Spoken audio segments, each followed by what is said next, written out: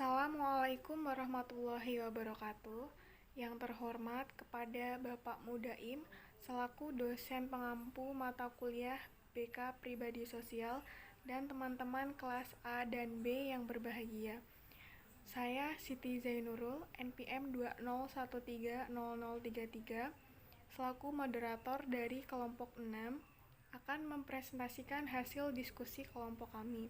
Sebelumnya, saya akan memperkenalkan anggota dari kelompok kami. Yang pertama, Kadek Marga Sampurna. Yang kedua, Tiara Rahmawati. Yang ketiga, Mei Dwi Cahyanti. Yang keempat, Muhammad Trias Atar. Yang kelima, Erni Rosvanida. Langsung saja kepada pembaca materi, dipersilahkan. Hubungan BKPS dengan BK Belajar. Belajar merupakan salah satu konsep yang amat mendasar dari psikologi. Manusia belajar untuk hidup. Tanpa belajar, seseorang tidak akan dapat mempertahankan dan mengembangkan dirinya. Dan dengan belajar, manusia mampu berbudaya dan mengembangkan harkat kemanusiaannya. Inti perbuatan belajar adalah upaya untuk menguasai sesuatu yang baru dengan memanfaatkan yang sudah ada pada diri individu. Dengan kata lain, hubungan bimbingan dan konseling belajar dengan bimbingan konseling sosial merupakan hal yang begitu berkaitan. Hal ini dapat diketahui melalui banyak hal, seperti bagaimana masyarakat luas dapat belajar, bagaimana hubungan sosial dengan masyarakat atau kelompok lain yang tidak ada batasan, juga bagaimana masyarakat luas mengembangkan dirinya agar dapat membentuk kebiasaan toleransi terhadap umat beragama lain. Aspek-aspek kecerdasan emosional. Adapun aspek-aspek kecerdasan emosional menurut Salovey adalah sebagai berikut. 1. Mengenali emosi diri. 2. Mengelola emosi. 3. Memotivasi diri sendiri. 4. Mengenal emosi orang lain. 5. Membina hubungan. Tujuan bimbingan konseling sosial.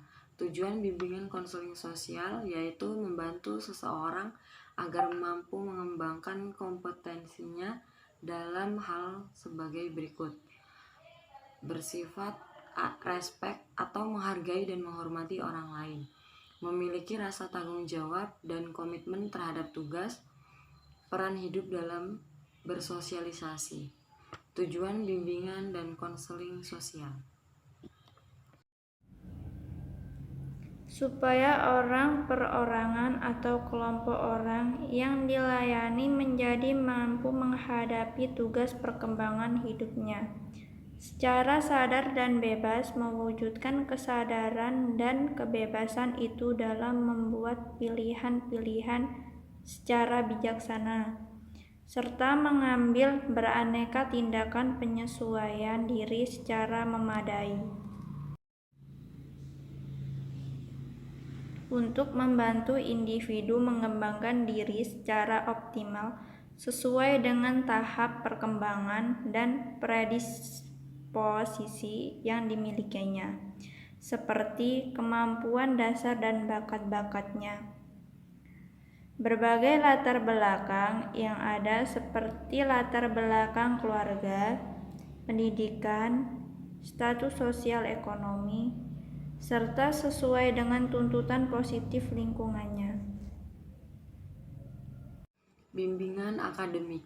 Bimbingan akademik yaitu bimbingan yang diarahkan untuk membantu individu dalam menghadapi dan memecahkan masalah-masalah akademik. Yang tergolong masalah-masalah akademik yaitu pengenalan kurikulum, pemilihan jurusan atau konsentrasi, cara belajar, penyelesaian tugas-tugas dan latihan, pencarian dan penggunaan sumber belajar, perencanaan pendidikan lanjutan, dan lain-lain.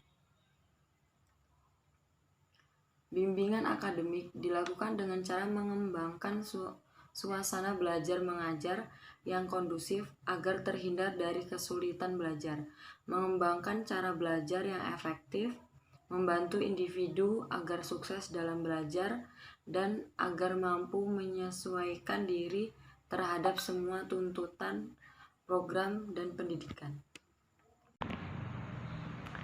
Bimbingan sosial pribadi. Bimbingan sosial merupakan bimbingan untuk membantu para individu dalam memecahkan masalah-masalah sosial pribadi. Yang tergolong dalam masalah sosial pribadi adalah masalah hubungan dengan sesama teman, dengan masyarakat, dengan lingkungan, dosen, serta staf, pemahaman sifat dan kemampuan diri, penyesuaian diri dengan lingkungan pendidikan dan masyarakat mereka tinggal, dan penyelesaian konflik. Bimbingan sosial pribadi diarahkan untuk memantapkan kepribadian dan mengembangkan kemampuan individu dalam menangani masalah hidupnya. Bimbingan ini merupakan layanan yang mengarah pada pencapaian pribadi yang seimbang dengan memperhatikan keunikan karakteristik pribadi serta ragam permasalahan yang dialami oleh individu. Baiklah, materi sudah dibacakan oleh kami dari kelompok 6. Kemudian kita berlanjut ke sesi tanya jawab. Silahkan kepada teman-teman yang ingin bertanya, kami persilahkan. Untuk pertanyaan, masing-masing kelompok hanya diperbolehkan 1 pertanyaan. Kami dari kelompok 6 pamit undur diri. Jika ada kesalahan, kami mohon maaf. Kami akhiri. Wassalamualaikum warahmatullahi wabarakatuh.